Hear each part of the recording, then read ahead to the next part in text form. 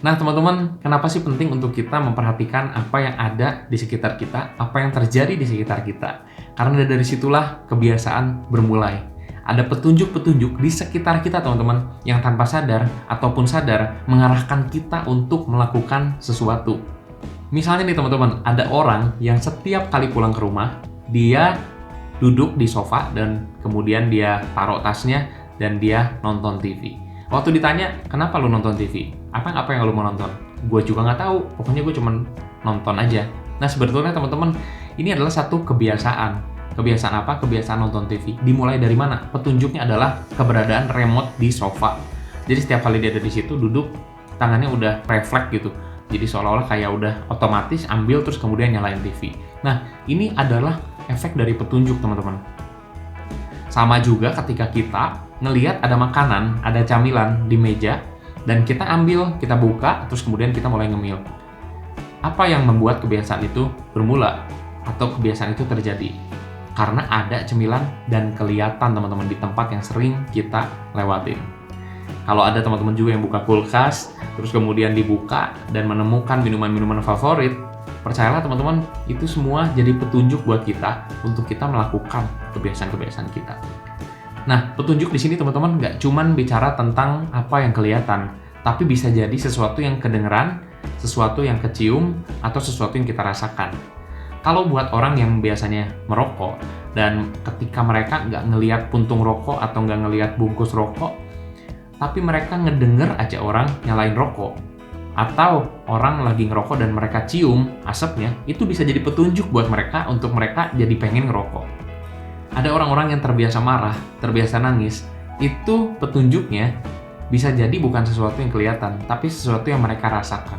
Setiap kali mereka merasakan sesuatu, misalnya contoh, ada orang yang menekan mereka, maka mereka memilih untuk marah.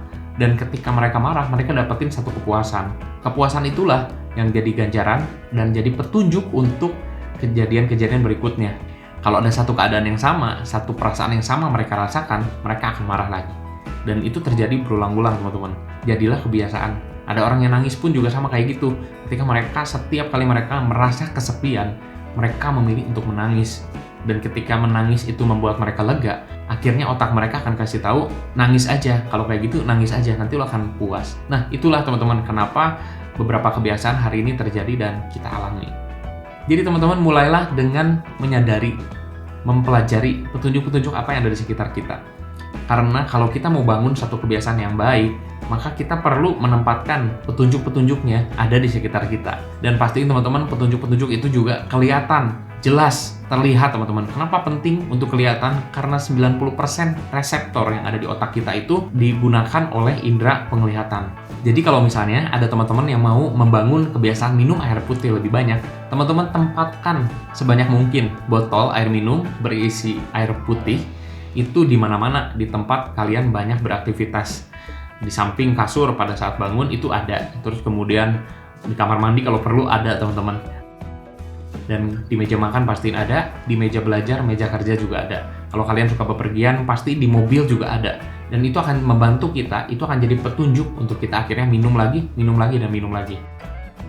Dan kalau kita mungkin sebagian ada yang lagi menjalani puasa, sebaliknya teman-teman, kebiasaan itu bisa hilang ketika nggak ada petunjuk. Nah, hilangkan petunjuknya teman-teman, maka kebiasaan itu juga bisa hilang.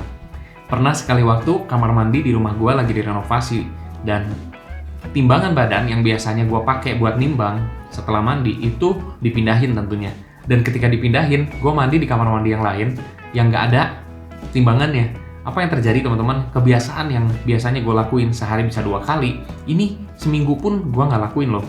Barang sekalipun, sampai akhirnya gue sadar, oh, gue kehilangan petunjuk, dan akhirnya gue pindahin itu ke tempat yang memang gue biasa selalu lewat situ setelah mandi, maka gue dapetin lagi kebiasaan nimbang badan setiap harinya. Nah, teman-teman bisa tulis di kolom komentar apa yang kalian pengen bangun, kebiasaan apa yang kalian pengen mulai dan pengen kalian miliki. Itu akan jadi catatan yang penting buat kita untuk pembelajaran-pembelajaran lebih lanjut. So, pastiin teman-teman lu tulis di kolom komentar. So, di video selanjutnya teman-teman, gue akan kasih tahu petunjuk yang paling umum yang bisa dipakai dan semua orang pasti punya. Nah, Dengan petunjuk itu, kita akan bisa mulai membangun kebiasaan yang kita mau bangun. Make sure teman-teman terus tonton videonya dan coba lakukan, coba terapkan apa yang udah kalian pelajari. Nah, ketika kita terapkan, ketika kita lakukan, gue percaya akan ada buahnya. Akan ada orang-orang yang disebut habit builder, orang-orang yang membangun kebiasaan yang baik untuk dirinya. Pastiin lu udah subscribe di channel gue. Sampai ketemu di video selanjutnya.